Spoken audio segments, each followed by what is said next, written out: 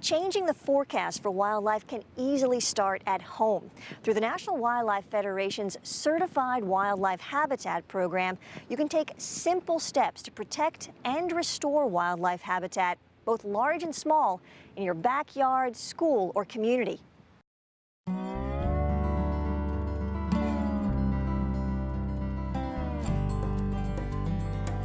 We love to ride horses.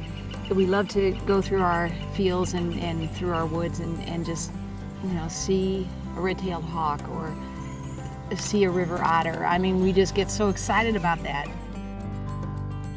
We're here with Beatty and Audie, and we're on their beautiful farm out here in rural Virginia. And we'd like to have a conversation with them about the benefits of doing certified wildlife habitats and some of the benefits of sustainably growing on a farm environment. And they do just a fantastic job here on their acres of taking care of the land and taking care of nature, as well as living off the land. One positive attribute with this farm is we have about half of it, or almost half of it, in woods. And it's spread between fields in an open space, and that's where we try to keep a balance. We want to have as much habitat for our native wildlife.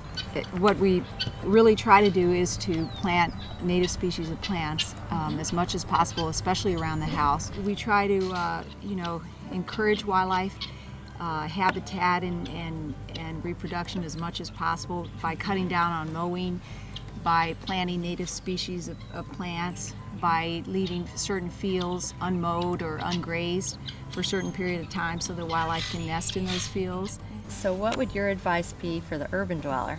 Say I have a townhouse, for example, or someone has a condominium, or they live in a city or a brownstone and they just have a tiny little area that they could create a habitat in. What would your best advice be for someone who has limited space? We think this model can apply to much smaller parcels as well. So it doesn't take big to make this happen. But I think just planting native trees or perennials and creating, giving the four main components of a wildlife-friendly garden: the water, the cover, the places to raise young, and food.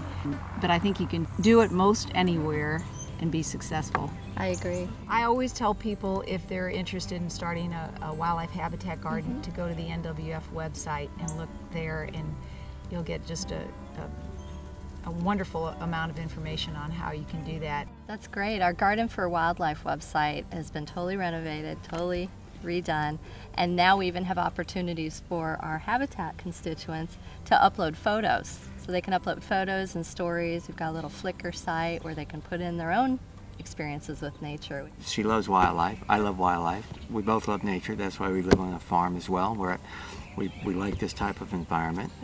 And we want to see as much of nature as we possibly can. Everybody gets something out of it. I mean, just the beauty of the colors, or the chirping of the birds, or the fragrances. I mean, it's a feast for the senses, nature.